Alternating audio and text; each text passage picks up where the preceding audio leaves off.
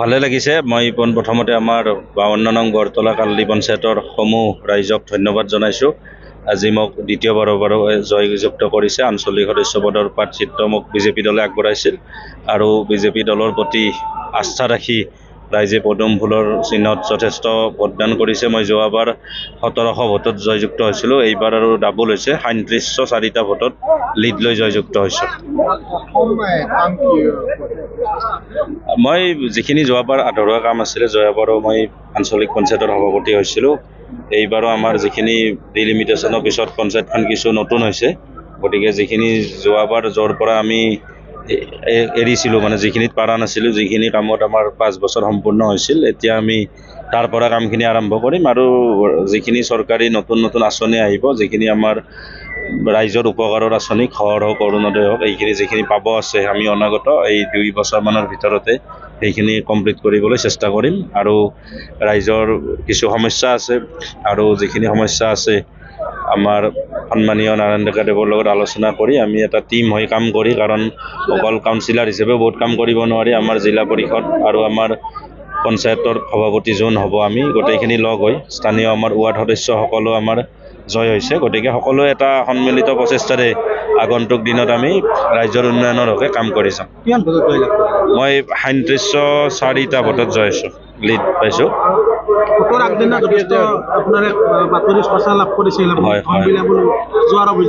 হয়, আমাৰ এইটো অসম টাইমতে উঠিছিল। তেখেতসকলে ফিল্ডত যোৱা নাই, কাৰণ আমাৰ যিগৰাকী আমি আজি পোষ্ট কৰিম আৰু যিগৰাকী আমি জানিছোঁ যে ৰাইজ আমাৰ লগত আছে, সেইকাৰণে আমি এণ্টি নিউজ কৰা নাই। তাৰমানে আমাৰ সিদিনা ঘটনাটো এনেকুৱা আছিল, আমি এঠাইত বুথ সভাপতিৰ ঘৰত আমাৰ এটা নিমন্ত্ৰণ আছিলে, আৰু আমি সেই নিমন্ত্ৰণ ৰক্ষা কৰাৰ কাৰণে আমাৰ লগত প্ৰায় 80জনমান গৈছিলোঁ। ৰাতিৰ এতিয়া 12টামান বাজিছিল। সেই ৱাৰ্ডৰ যিগৰাকী আমাৰ নিৰ্দলীয় প্ৰাৰ্থী, বিজেপি সমৰ্থিত আমাৰ মাইনুশ্ৰী বড়ো, তেখেত জয় হৈছে। আৰু তেখেতৰ এগেইনষ্টে পৰীক্ষিত বৰ্মন বুলি আছিলে, তেখেতৰ ল'ৰা অৰূপ বৰ্মন। এই গোটেই হাল্লাটো অৰূপ বৰ্মনে কৰিছিল, আৰু তেখেতসকলৰ কোনোবাই ভিডিঅ' কৰিছে, আমি গম পোৱা নাই। আমি যিহেতু চুৰ ডকাইত কৰা নাই, আমি খানা খাবই গৈছোঁ, সেইকাৰণে আমাৰ গোটেই টিমটো সন্মুখত আছিলোঁ। গতিকে তেওঁলোকৰ আপোনালোকে যদি বাইটটো প্ৰশ্ন কৰে, তেওঁলোকে কি কৈ আছে যে ৰাতি প্ৰচেছন কিয় কৰিব লাগে, কেণ্ডিডেট কিয় আছে, সেই বাইটটোত কোনো ধৰণে কোৱা নাই যে টকা কিয় বিলাই আছে। কিন্তু পৰীক্ষা নকৰাকৈ মই মজিবুদ্দাক ফোন কৰিছোঁ, তেওঁ চৰি বুলি কৈছে। যি নহওক, অসম টাইমে এনেদৰে আৰু ভৱিষ্যতে নিউজ নকৰিলে আমি ভাল পাম, কাৰণ ময়ো মাছ কমিউনিকেশ্যন ষ্টুডেণ্ট। কোনটো নিউজ হ'ব লাগে, তেওঁ ফিল্ডত নাই, এটা কোনোবাই দিছে মানে ইলেকশ্যনৰ কাৰণে এনেকুৱা নিউজ কৰিব নালাগে। কিন্তু আমি আৰু মোক বহুতে কৈছিলে, যিখিনি সাংবাদিকে আমাক সহযোগ কৰিছে, যে আপুনি এটা ফেচবুক লাইভ দিয়ক বা আমাৰ চেনেলত সাক্ষাৎকাৰ দিয়ক। কিন্তু আমি জানিছিলোঁ যে আমাৰ বুথ লেভেলত যথেষ্ট ভোট পাম, দলীয় কাৰ্যকৰ্তাসকলে অশেষ কষ্ট কৰিছে, ৰাইজে আমাৰ লগত আছে, প্ৰতিটো ৰেলীত মানুহ ওলাই আছে, প্ৰতিখন মিটিঙত মানুহ ওলাই আহিছে। নাৰায়ণ ডেকা দেৱে যিখন আমাৰ নিৰ্বাচনী প্ৰচাৰ সভা যিমানখন চলাইছে, প্ৰত্যেকখনতে আমাৰ হাউচফুল হৈছে। গতিকে আমাৰ হাৰাৰ অংক নাছিল। সেইকাৰণে আমি কি কৰিছোঁ, যিহেতু তেখেতসকলৰ আপোনালোকে লক্ষ্য ৰাখিব, এটা চেণ্টাৰক বাদ দি বাকীকেইটা চেণ্টাৰত নিৰ্দলীয় কেণ্ডিডেট, CPM-ৰ কেণ্ডিডেট 100ৰ তলত ভোট পাইছে।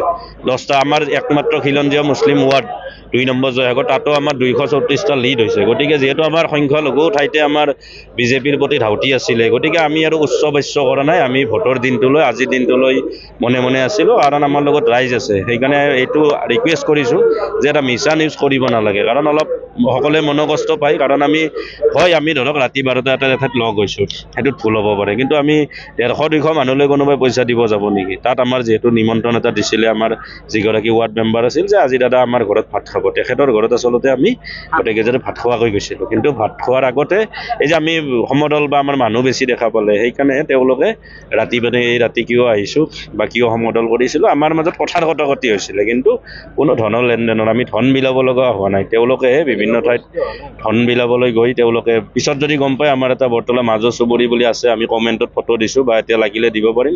এই নিৰ্দলীয় কেণ্ডিডেটৰ যিগৰাকী স্বামী কৃষ্ণকান্ত বৰ্মন আৰু ডাঙৰ ল'ৰা, তেখেতসকলকহে ৰাইজে আবদ্ধ কৰি থৈছিলে। কিন্তু আমি ইমান বুজাব লগা এইখানে টাইমত হোৱা নাই, যিহেতু বদনাম হৈছে যদিও আমাৰ লগত ৰাইজ আছিলে। গতিকে ৰাইজ যিহেতু আমাৰ লগত আছে, আমি সেইকাৰণে এণ্টি নিউজ কৰা নাছিলোঁ।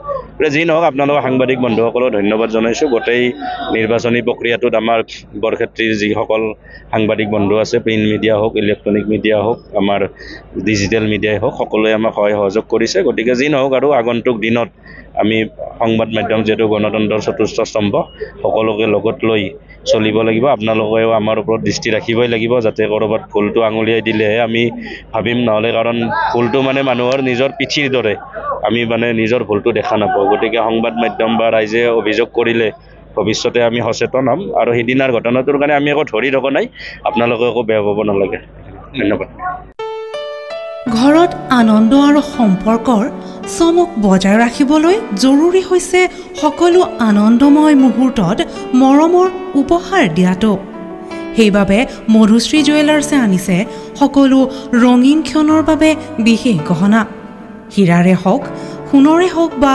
ৰূপৰে হওক শ্ৰেষ্ঠ ডিজাইনছ আৰু হলমাৰ্কযুক্ত গহনাই ৰাখে সম্পৰ্কক নিখুঁত তেনেহ'লে আজিয়ে আনক আনন্দ মধুশ্ৰী জুৱেলাৰ্ছৰ সৈতে যোগাযোগ কৰক 7028000341 নাইবা ভিজিট কৰক LNB ৰোড নলবাৰী অসম